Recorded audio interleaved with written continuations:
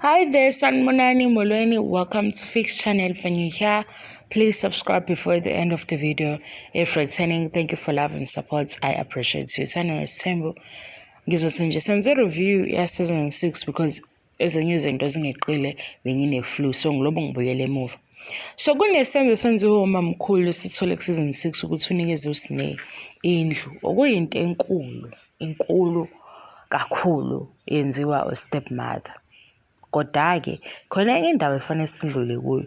Le sizodlula kuyo ngale ndlela engicabanga ukuthi namhlanje ngizokwazi ukubala izinto eziningi nokwazi mhlambe ukuthinta le ndawo engathinteki kalula. Ukukhuluma ngalento akulula vele ukukhuluma ngayo.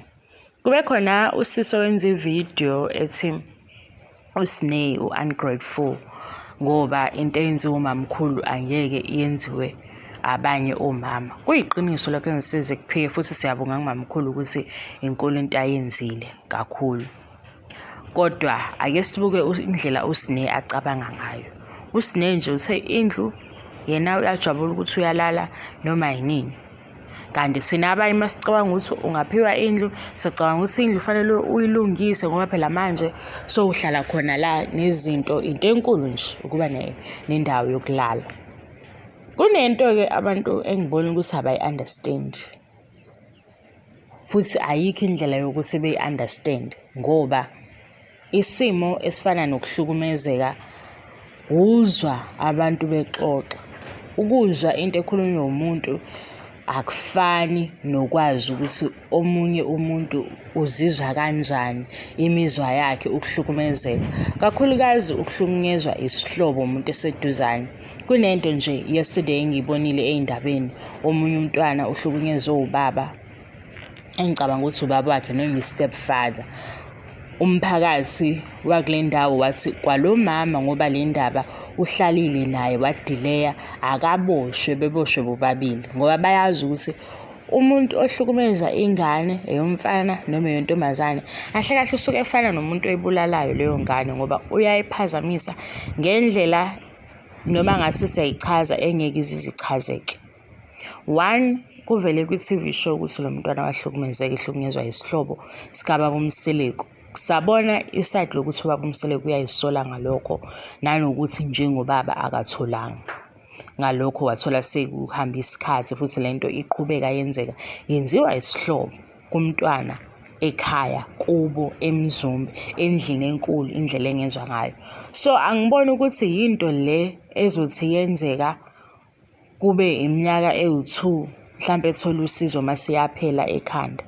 Kodwa ukufuna usizo kuyasiza ngoba khona i-step esenziwa abazali ukusiza ingane, ngangikubeke kanjalo.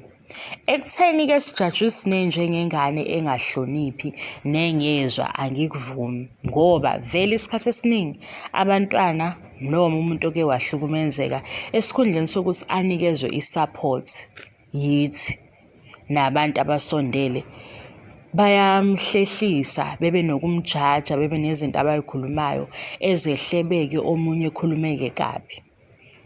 Kulindelekile-ke vele ukuthi umuntu ohlukumezeke ngokocansi, abanye babo indlela abazokwenza ngayo, ukuziphatha kwabo kuzoshintsha ngendlela yokuthi omunye uzothola ukuthi usephuza kakhulu, omunye uzomthola ukuthi utholakala khona kubantu besilisa, usethanda abantu besilisa, omunye nje azakhethe impilo yasemgwaqweni athi kuyafana vele ngahlukumezeka, so yini ezoba nzima ukuthi ngihambe ngiyodayisa. Kuqalwephi lokhu? Kuqalwe umuntu owonile lo mzimba. So mayivela le ndaba kaSneh ku-TV show ngoba inkulu ishow, nanokuthi-ke ishow mayiza iza nohlobo lokuthi kuzoba nama-lessons esiwacoshayo. Mina ngiyithathe ngaleyo ndlela, ngayitshela ukuthi-ke nobaba Mseleku njengoba nje emenywa ey'ntweni ey'ningi ezokhuluma, ewumseleku, oyi-polygamist, ewumseleku nayo owamelayo amalungelo abantu besifazane ney'ngane nakule yakhe ingane, ngoba sekuvela udaba olunje uzoba nento emqondweni yokuthi sizobuka ishow sisale sifundile.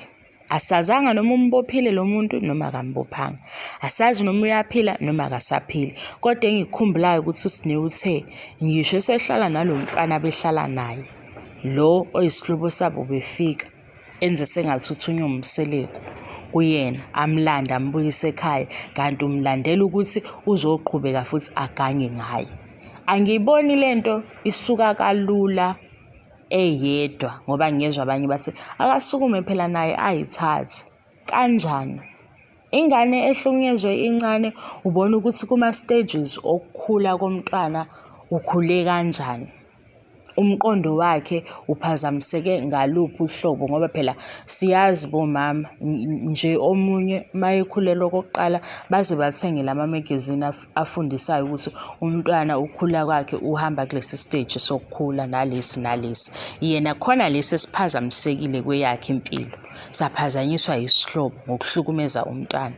Le ndaba iseyavela kwifamily, ukunalokho ngathi kuvezwa leyo ukuthi thina sinemali, masinemali siyamupha imali, siyayibona imali inendawo yayo, siyayibona mhlambe ney'mpahla zinendawo yayo, siyabona kwama-birthday celebration kunendawo yayo. Kodwa lokho kokululeka komqondo kubalulekile kuSineya ukuze ezobona izinto ezibalulekile kwimpilo, ahlukanise u-right no-wrong, akwazi ukubona into enkulu nento encane, ngoba ukube uSineya sithi ukahle, singasho ukuthi wazala ekhubazekile, ukube sithi ukahle besizombona ebabaza isenzo samamkhulu, ukuthi uwumuntu o-understand-ayo i-value yendlu, ukuthi indlu inkulu kangakanani nokwenzelwa into engaka kukhulu kangakanani. Manje kuSineya unabazali abakhona phambi kwakhe kodwa abazange bamprotect. Kungesilo futhi icala labo, ngoba angeke sisho ukuthi bebazi ukuthi lo muntu owenze lokhu uzoba nje, noma lo muntu abanaye ekhaya uyisathane. Kodwa manje ngoba sebeyazi bamsize bagcinaphi. Bengithi ngizoyenza le ndaba ngize nginivezele ukuthi hawu ubaba Mseleku wayekhona naye ko-hashtag bani justice for women, ko-hashtag bani noma yeni bekhona belela abantu besifazane. So why kunzima kwelabo iside nje ukuthi siyamsiza? Angisho ukuthi abamsizile njalo bazalwane ningijaje kabi, ngisho ukuthi ngoba akuvelanga kwishow. Okungenzeka ukuthi bakwenzile private, abasabuyanga ukuzositshela. Mhla bathi bakwenzile private, mhlampe-ke nami sengiyosho ukuthi hawu cha uSineya, kodwa-ke ezinye izinto naye akabheke ngolunye uhlobo, ngoba nje kusamile ekutheni thina satshelwa ukuthi uSineya wahlukunyezwa. Emva kwalokho asisazi ukuthi bamsiza ngani. Ngikhuluma lento ngoba nami ngiyazibona ezinye iy'tori ey'ningi ey'fana nezaSineya. Nemiphakathi esiphuma kuyona siyabazi abanye abantwana ukuhambe kwavela ukuthi hayibo njalo ngoba ehlupha kanje kunje, nomunye uthole ukuthi vele nisuvele wa-give up nempilo ngoba nje vele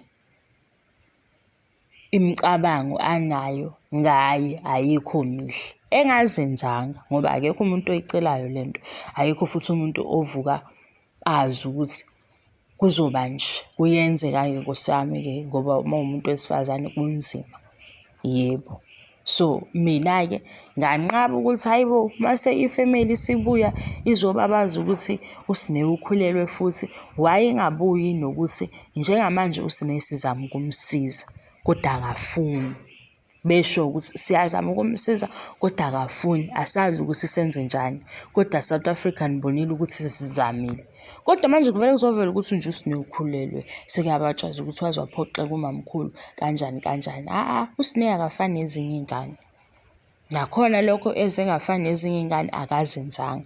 Okubuhlungu-ke futhi kuyavela ukuthi noma kaSineya akasekho emhlabeni. Engikubuka mina ngithi kanti le family wayingahlali phansi ezinye izinto bey'tadishe nje ngolunye uhlobo, bekhe bebone ukuthi mhlampe masenza lokhu kuzoba ngcono, ngoba manje kubukeka nje ngathi uyisiphoqi lo mntwana, uyasiphoqa nje, siyazama, siyifamily nje ezamayo ukuhlangana, kodwa yena ulobe ephuma eceleni eyebafaneni. Yini le menza ukuthi abe comfortable ebafaneni, ekhaya angabi right, emenza noma esehlele ekhaya elibonayo ukuthi ikhaya li-right, kunemali, kunezindlu, kufudumele, kodwa aphume. Yini leyo?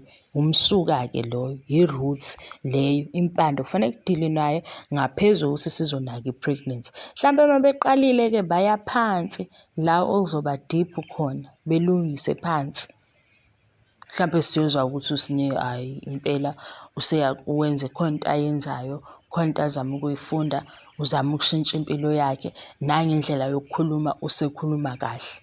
Ngoba nje indlela esiyibonayo manje siyabona ukuthi hayi uSineyo udinga usizo. Nami-ke ngisho njalo. Angisho ukuthi ngoba ngithi udinga usizo sengivumelana nokuthi abantwana bangahloniphi. Kulo omuzwe engahloniphi, cha. Okwenhlonipho ngiyakubona. Kodwa okwamanje besithanda noma bengaba kuhle ukuthi laba abadala kwifemeli ngeke bethathe iphozishini yokuba badala. Ngoba isitori sizohamba ngale ndlela esihamba ngayo. Sifike la ku-social media sibe baningi, sesiya kuSineyo kuma-akhawunti akhe, sesiyomthuka sithi wena uyamphoqa uMacele. Umntwana futhi lo odinga usizo sesiyamcindezela futhi thina. Ngoba sibonani ukuthi uyayiphoqa ifemeli yakhe. Kanti ifemeli yona nabantu abadala bezama ukuprotect iy'ngane ngoba nanini abazali bayayi-protect iy'ngane. Bayakuvimba lokhu ngokuthi bethi njalo South Africa sizama ukuthola usizo, sisiza uSineyo kanje kanje. Awu, sibabonile okhanya imbawu, babalanda one by one abantu ababekhuluma ngey'ngane zabo. Siyaxaka ukuthi-ke why kule family umntwana esazi kahle ukuthi kwaba nenkinga basazombeza phambili njengesiphoqi ukuthi uthathe imali yabo eyoyidla nabafana. Angivumelani naleso senzo. Mina ngibuza ukuthi why isitori sakhe sizolobe sihamba ngohlobo olulodwa ukuthi uyabaphoqa. Liphi leli side abamsiza kulona? Ngimile-ke lapho, angijiki. Thank you so much for your love and support. I love you and appreciate you. Bye-bye.